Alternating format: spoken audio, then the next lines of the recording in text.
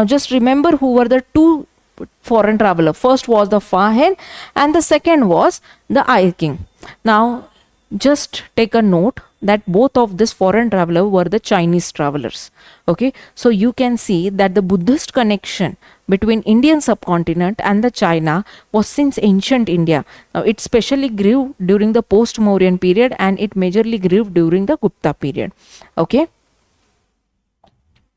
so whenever there is a question in IR, okay, you can talk about the soft power, okay, of India especially, okay, that India is connected with the China. No, it's not necessary that you would be always talking positive regarding the China as a country or as a good partner of India, but because everyone know what are the challenges that we face from the Chinese trade, right? So but whenever you need to do your answer in a very nuclear way, okay, you can end it very nuclear, that we have ancient ties, we can revive it and consider the peace and prosperity of the Asian continent, है ना?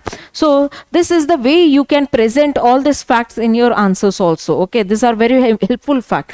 Now the third kind of the sources or the evidence is the epigraphical sources or the evidences. Now this epigraphical sources, now see this plate. Okay, this plate is copper plate. Okay, copper plate. It is also known as Tamalpatra. Tamalpatra. If you hear it from our local Brahmin people, okay, they majorly talk about this Tamanpatras. Okay, now this Tamanpatras had some of the writings, okay, of that period. Okay, and that is why we come to know major of the names of the donors. Okay, so donors and the donees, donors and the donees, both names are being presented on the Tamalpatras.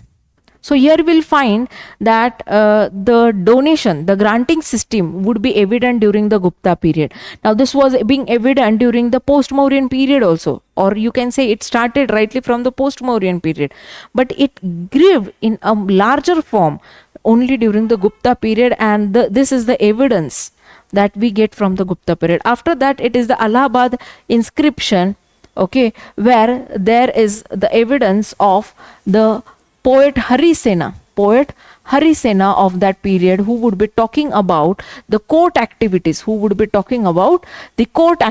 है ना? So all the activities, or especially the major experiences, he would be narrating in a very praising format. Okay, like as if he is praising the king, he is praising his ministers, he is praising their activities, he is praising their victory. Okay, he's also narrating some of the challenges that they faced during their reign. Okay, so everything Harisena would be having their poets, okay, having his poets poems during the Samudragupta. Okay, during the Samudragupta, and it is only the inscription which talks about the Samudragupta as the Napoleon of India, as the Napoleon of India. Right?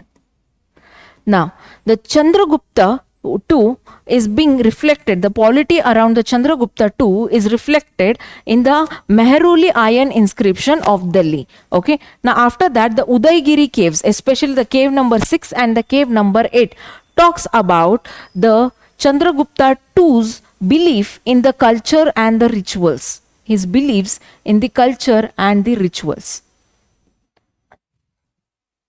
Fine. Now after that, you will see that in each of the inscription, you will see that there is a hyperbolic praise of each of the ruler. Okay, whether it is Chandragupta I, Samudragupta, Chandragupta II. Okay, and after this, you will also see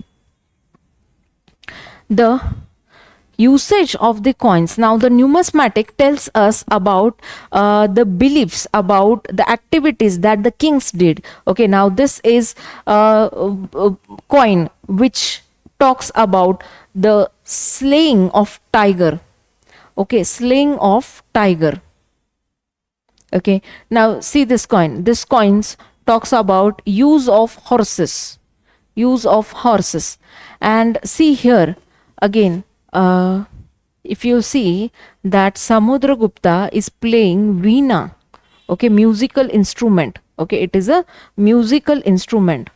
If you have seen the goddess Saraswati, she plays veena, right? So same veena is being played by a Gupta ruler in the court. Okay, so here you will see that from the coins we see that the kings are quite passionate, or they are having some or the another kind of hobbies that they are preserving throughout their reign. Okay, so after the numismatic, you can assess that as Gupta period was a period when they would be reviving the Brahmanical faith. Okay, the Brahmanical faith. And that is why they would be following all the rituals and the principles of the Brahmanism. And that is why you will see that the construction of the temples would be taking at a larger scale. And here is the beginning of the temple architecture. Now, it doesn't mean that during the post-Gupta period, post-Mauryan period or the Mauryan period, we didn't have temples. We had temples. But the architecture of the temple rightly started during the Gupta period only. Okay, so here the Gupta period would be the initial period when we would be attending the development of temple architecture. Initial temple architecture, grieve over here. Okay. Okay. So if you see in this diagram, okay, if you see in this diagram or in this image, see how crystal clearly they have built it through the stones. Now, during the Mauryan period, we saw the temples or the Buddhist caves which were cutted in the single rock, if you remember. Now, see the construction of the temple. Now, these are also the stones only. These are also the rocks, but they are cutted in the brick format. Okay, and here we'll see for the first time that the idea of the Garbhagriha, is being initiated. Now, what is Garbhagriha? It is a sanctuary sanctum. Okay, so like whenever we place God's idol, okay, so that area is the sanctum place. Okay, and that is known as the Garbhagriha in Hindu or in Sanskrit. Okay, so we'll see that the emergence of the Garbhagriha, that is the main temple place, would be taking place during the Gupta period only. Now, after Gupta period, you will see this only temples would be extended with the mandapas, then Pradakshina Patha, okay, and the campuses, the water tanks and whatnot. Okay, but the beginning of the temple architecture is during the Gupta period. Okay, so see, this is the Garbhagriha. Now, that time ka temples had some of the height. Okay, and then they were built. Okay, and they were built only for the single Garbhagriha and not the larger. Okay, after that we'll see during the post-Gupta period or at the end of the initial phase of the Gupta period, you will see that there is an emergence of the larger temple architecture also. Like for example, see in this diagram. Okay, now if you see, this was the previous example which I showed was the Dashavatara Temple at the Deogarh. Okay, so this temple here, see the image over here. Okay, it is this image. So you will see the Dashavatara. So who is Dashavatara? Okay, he is the form of Lord Vishnu, right? He is the form of Lord Vishnu. Am I right? He is the form of Lord Vishnu. Okay, and Dashavatara is considered as one of the form of the Lord Vishnu. So what is Dashavatara? Having the 10 faces to a single Lord. That is Dashavatara. Okay, so Dashavatara. Okay, again see the snakes. Okay, snakes. After that, see the elephants. Okay, see the Buddhist image again. So this is the mixture of Hinduism, Buddhism, and see the warriors over here. See their families also. Okay, so everything depicts around. Now see the hairs of this again. Hairs of this warriors, hairs of this people are rounded. Okay, they are rounded. Again, you will see the Roman Greek influence on our art and artifacts. Okay, So this is what we see during the initial phase. Now this is initial phase of Gupta Empire. Now in the mature phase of the Gupta Empire, you will see the construction of the temple that is carried out up till the Mandapa. Okay, Mandapa. What is Mandapa? Mandapa is the open space which is used by the devotees to sit and have a meeting. Okay, so this temples were considered as one of the place where the people will be having, village peoples will be having the meetings. Okay, whether it is monthly meeting, whether it is weekly meeting, but they will gather and they will discuss, or they will be having the panchayats over in this temples. Okay, so the temples were considered as the central point of contact for the villages. Now for example, if in present date, if you have any issue in your village, okay, where do you go? You go in the police station, or if there is any civil issue, then you will go in the tehsil, okay, in taluka level, at taluka level.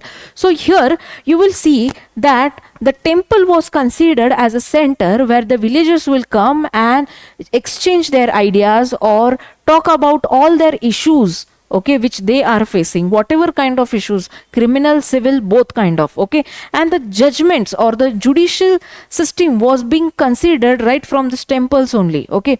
Like the head of the village or the head of that particular block, like what we see during the Gupta period, there were vishyas, okay, there was the district places were known as the vishyas, and the one who head was the vishyapati, right? The one who head was the vishyapati. Or if we have the grams, okay, we had grams, and who was the head?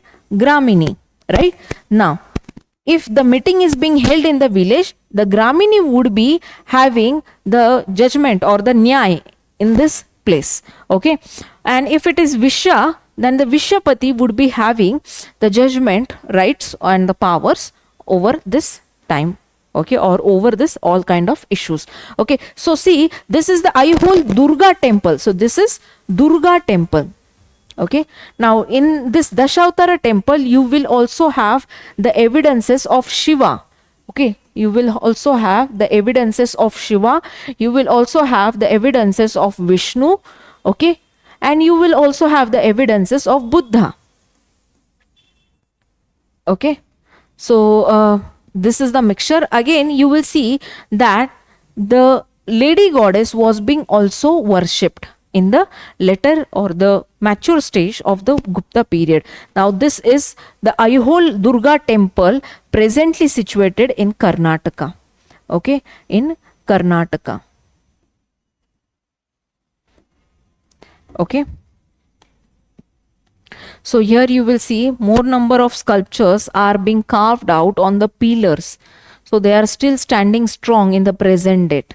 Okay, if you see the animals, okay, now this is again one god, okay, and he's sitting on some of the animal, okay. So see the development of this temple structure, see the layers, okay, see the pillars. So the development of Pradakshina Path, development of the Mandapa, development of the around campus was done during the Chalukyas, that is after the post Gupta period. Okay, so this was the development of art and architecture.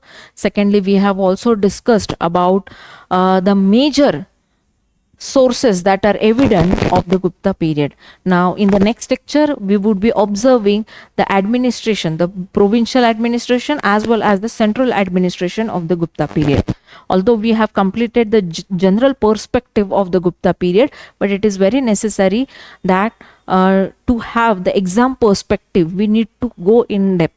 Because if you see the 2022-2023 ka papers, the UPSC is asking very in-depth questions or the factual kind of questions if we see the ancient India ka questions. Okay, so let's meet in the next session, that is the provincial and the local administration during the Gupta period. Fine, thank you.